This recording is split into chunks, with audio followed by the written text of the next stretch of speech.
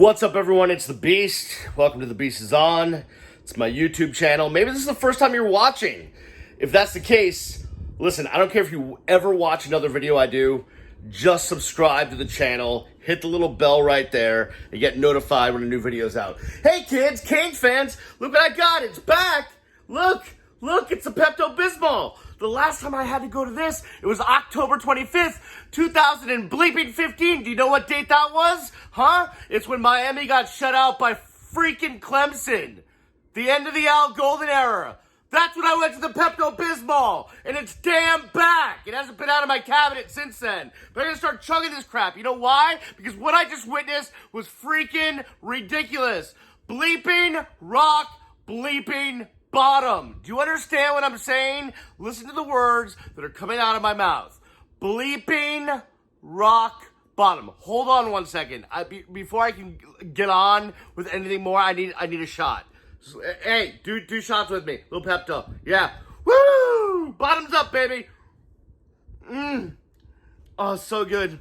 Oh, taste that bismuth. It's so freaking good. Listen to me. You just lost.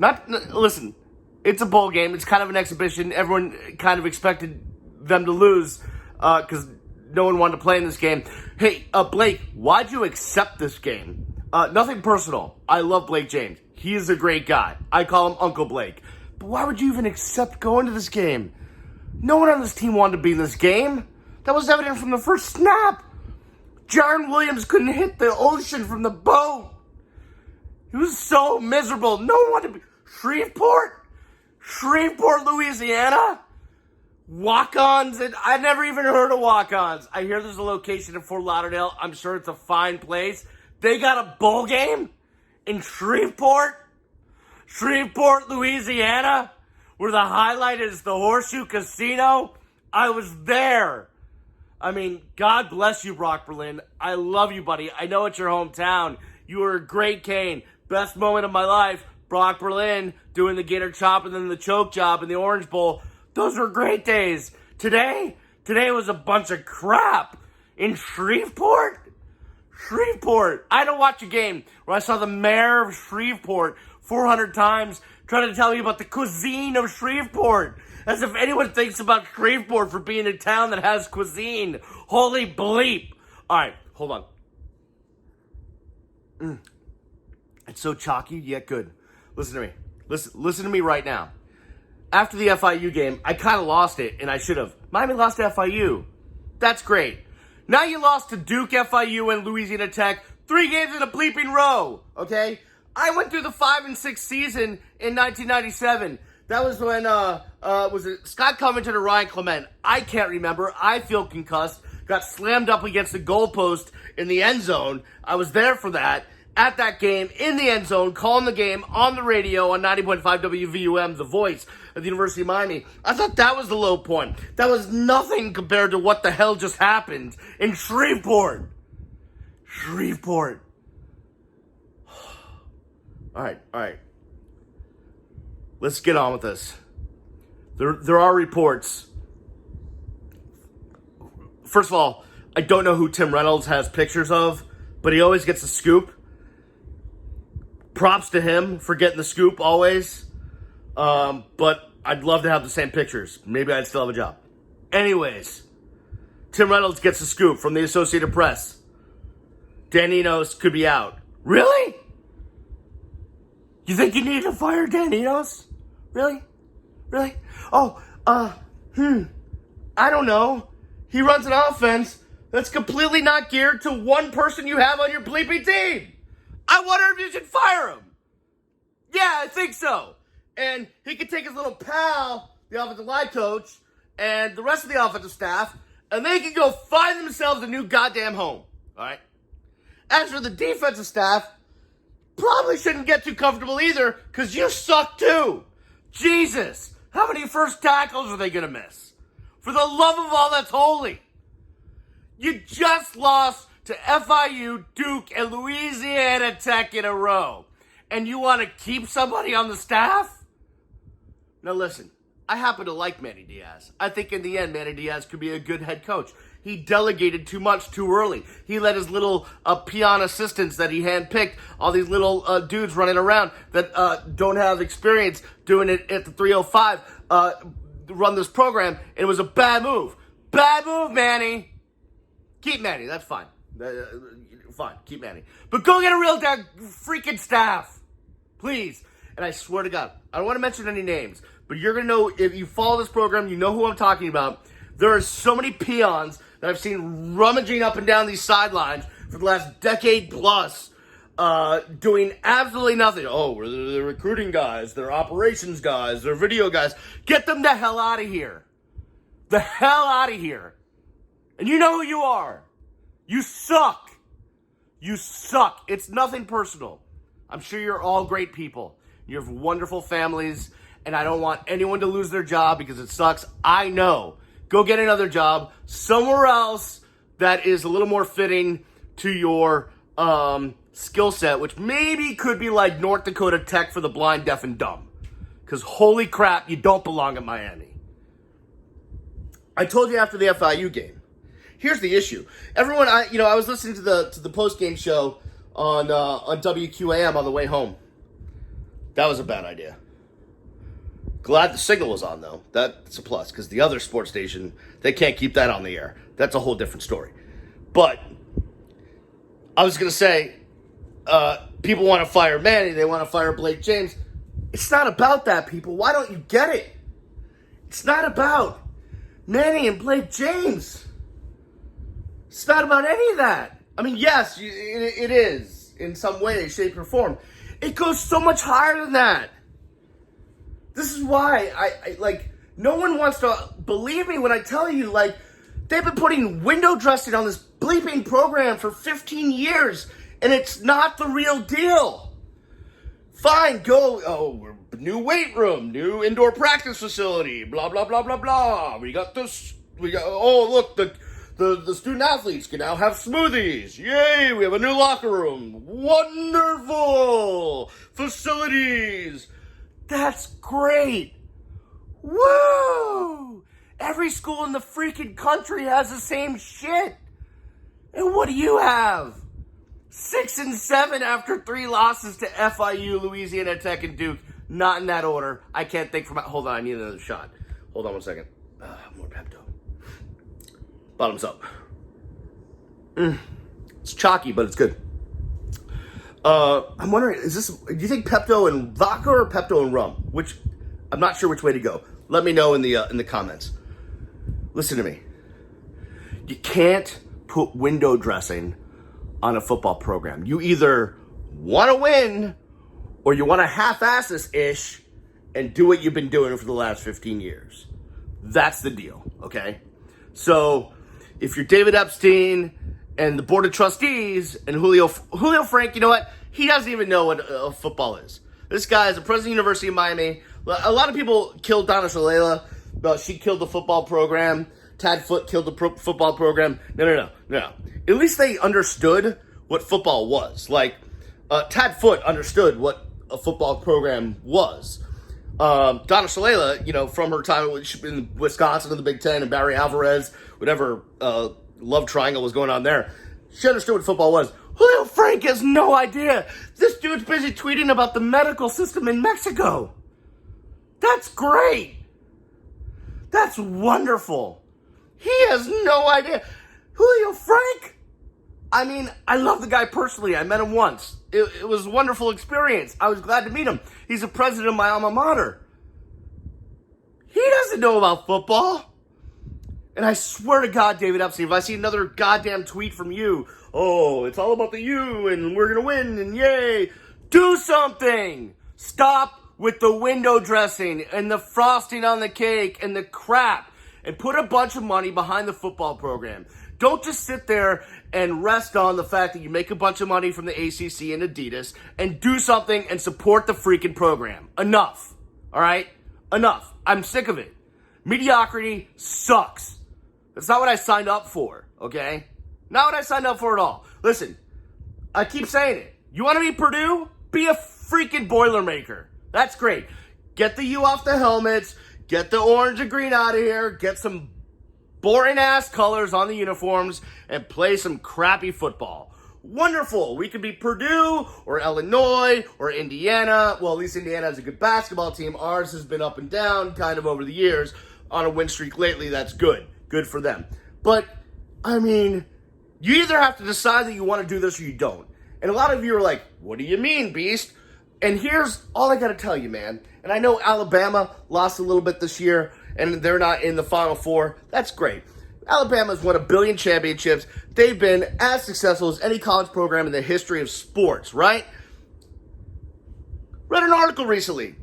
They don't have enough room in their team meeting room to fit all of their staffers. They can't fit all of their staffers in their meeting room. Not even standing room only. Can't fit all their staffers.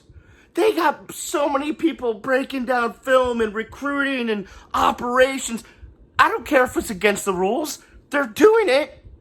And they're paying big money for it. The University of Miami's got the same putzes running around. I swear to God, I've seen some of the same faces that I was riding around on bus 4 on back in 2007 when I was a sideline reporter. Why are they still there?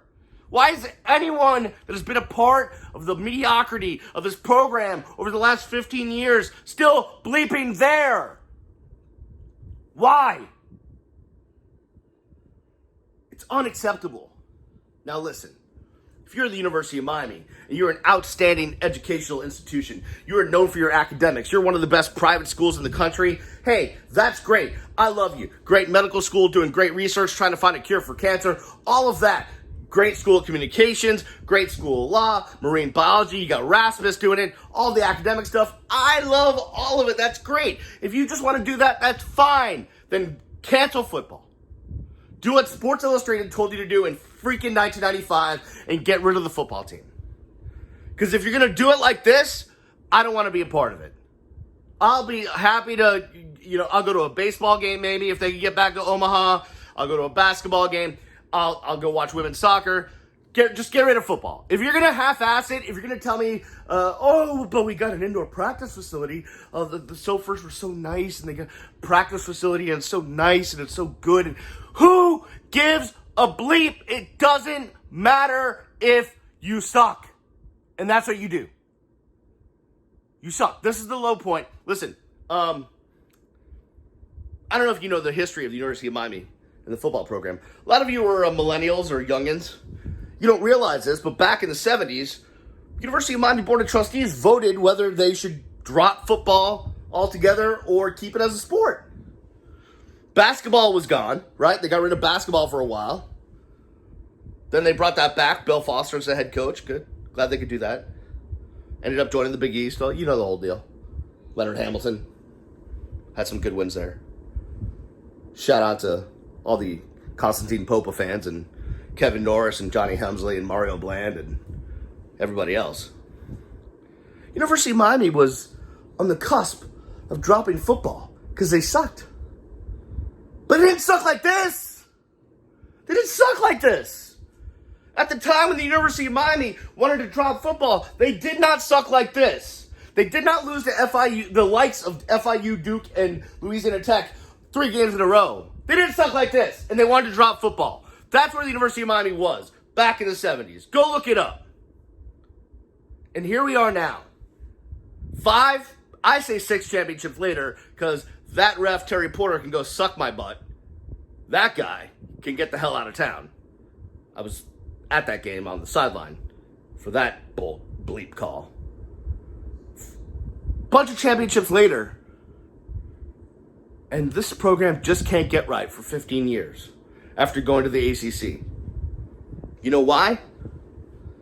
Because the University of Miami always succeeded in spite of itself, despite the lack of organization that you need to have sustained winning football. You know why? Because every great athlete in the world lived within 30 miles of campus. How could you not succeed? And then all of a sudden, early 2000s, Miami's ripping off wins all over the place, and the likes of all the other schools start coming down here and taking all those athletes. Now there's no reason for them to stay home. They can go get paid off somewhere else.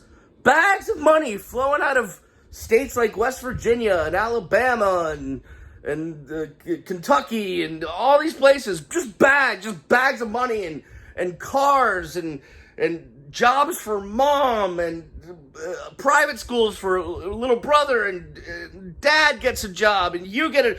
All that's flowing everywhere. They don't need to stay in town. They can get the heck out of here. And once that started, all of a sudden the University of Miami stopped winning. You know why? Because they didn't know how to do it. They didn't know how to keep the kids home. They didn't know how to play the big boys game. They lucked out into 5 championships without the backbone, without the organization, without the details, without the operation that you need to have winning football. And now you see what has happened. Watch the game tonight with the former Golden Cane. Used to give all the money in the world to the program. Used to be on all the planes, all the trips. Told me tonight, I'm glad I haven't given a dime. Why would I give a dime for this crap? And he's right. I just renewed my season tickets. They're lucky they got me then. If they called me up now, I'd tell them to go bleep themselves. Until I get a real commitment, until someone, and it's not Blake James, like, I love Blake. He just runs the athletic department. It's like running the English department or the business school or whatever. He's just like a dean of a program. You need to go higher. And until they start to make the commitment and say, listen, man, football is really freaking important to the image of the school. Maybe not as important as solving or finding a cure for cancer, but it's freaking important. And we're not just going to rest on the Adidas money and the ACC money. We're just going to dump money into the program. We're going to go fundraise they raised $2 billion for the school. Yet here we are as an institution. The athletic department has to pay the school for scholarships. What bleep is that? Wait 1 second. Sorry. It's been too long. I need a little more Pepto-Bismol. Oh. Cheers. Still a little bit chalky. Listen to me. I'm going to end it on this because I could go on forever. And I don't even know if I'm making sense. And I'm sober at this point.